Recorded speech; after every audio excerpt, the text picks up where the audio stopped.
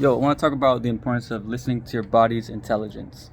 Now, a lot of the time, people listen to external advice about how they should be living their life or caring for their body, right? There's a lot of ways, a lot of diets, a lot of exercises, a lot of pathways.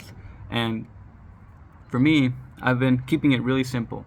I've been saying, okay, if I have a desire, let's say I want to feel better about my body.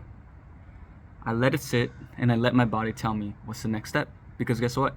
My body knows better than my mind does in terms of what I need to improve it or to get a better relationship with it. In truth, it all comes down to developing a better relationship with whatever it is that I seek to grow in. So if I seek to grow in my learning, then I develop a better relationship to learning. If I seek to grow in my body, then I develop a better relationship with my body. And so today I went out for a run. I've dropped my time. I started like at 12 minutes per mile. Now I'm at 8:54 just today. So every day I've been kind of decreasing. Now, do I expect to be decreasing every day? Nope, I don't. I know there's gonna be ups and downs, but more importantly, what I don't expect to decrease is my relationship, my connection to my body, because your body communicates to you in ways that you probably don't even notice. Your body is constantly communicating to you. Primarily, a lot of people get to connect with their body through illness because they're starting to listen to their body. Now that's when they are beginning to see what they need to do, because the physical manifestations are now being much louder and much less unavoidable. But the goal is to be able to develop that relationship from the start, being able to know what's going on in the day to day, in the second to second. So, for example, for me, when I started running, I was having trouble because my lungs weren't used to it.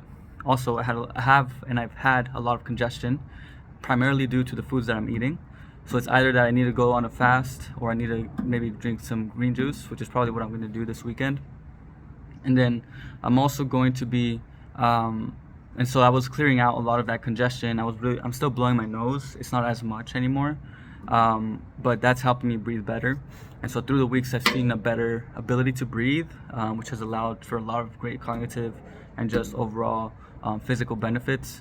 I mean, the science can go on for hours on how breathing affects your well-being, your cognitive well-being and your physical well-being.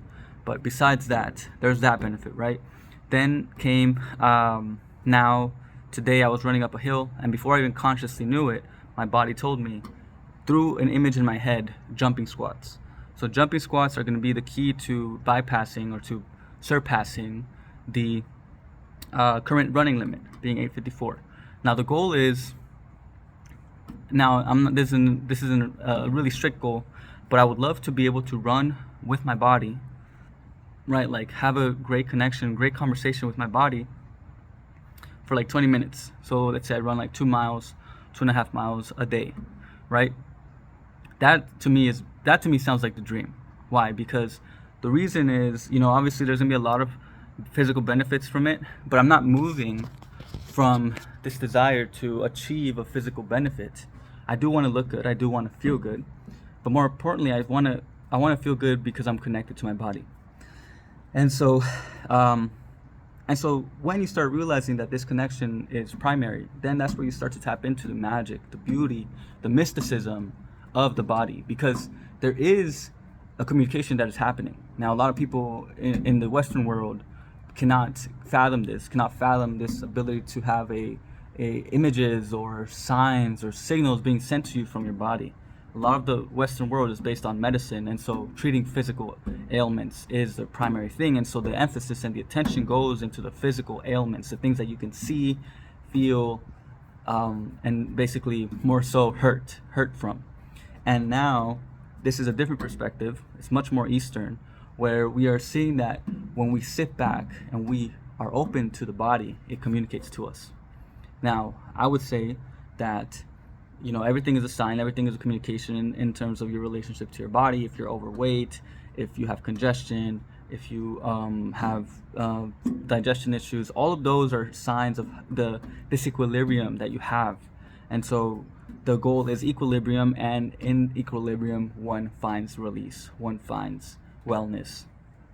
And so I really want to make this video really just highlighting the importance of putting an emphasis once again on intrinsic motivation. You're developing a relationship with your body. You're not looking to look better, although that is also a part of it. And also, pointing to this idea that your body communicates to you, and you got to wake up. Like I was talking to my wife the other day, and she was talking about how sensitive she is right now due to her pregnancy, and we were both reflecting on it, and I said, it's probably not even that sensitivity is most likely the fact that your body's just louder now. It's a lot harder to ignore because you have a baby that you're carrying. So now the repercussions are much greater. The risk is much greater in terms of taking care of your body, and so those things become paramount. And so your body's not going to let you just get away with not eating in sync with it, right? And so if we take this into just further implications, I mean, the way I'm living is a way that's allowing me to live outside of convention. So I'm not really listening to what people are telling me. I'm not listening to the outside advice. I'm not being guided by the norm. People are saying, you got to eat 3 times a day. You got to eat for breakfast. You got to exercise this way and that way. I'm really just listening to what my body is telling me. And my body tells me when it's ready and when it's not ready for specific things, specific exercises. And then it also tells me which exercises or which things are the most optimal. And so this is what we should be striving for as human beings, because this is how we begin to gain a greater awareness of our own nature, but also of also just how much noise there is out there. This is our a way to get away from the noise. It's a way to escape the noise and actually create a life that we truly feel connected to. There's a lot of people that are stressing out because they don't know how to listen to their bodies. There's a lot of people that are depressed. There's a lot of people that are unhealthy. And so beginning to understand that you have the intelligence already within you, that your body wants you to know things, and you have the answers right there with you. And so the point isn't to go out there and do something out there. It's rather to go inside and do the work inside. And so then everything becomes easier, because now I'm enjoying my runs. I don't feel bad about what I'm doing. If I do something, I know what I'm doing and I know the repercussions, and that's a conversation that I have with my body. I'm not perfect, right? I'm not going to be completely 100% in sync. There's sometimes that my mind just isn't ready for it, and I understand that. And so I have the love and compassion for myself and for my body, and slowly and surely we continue to grow and connect.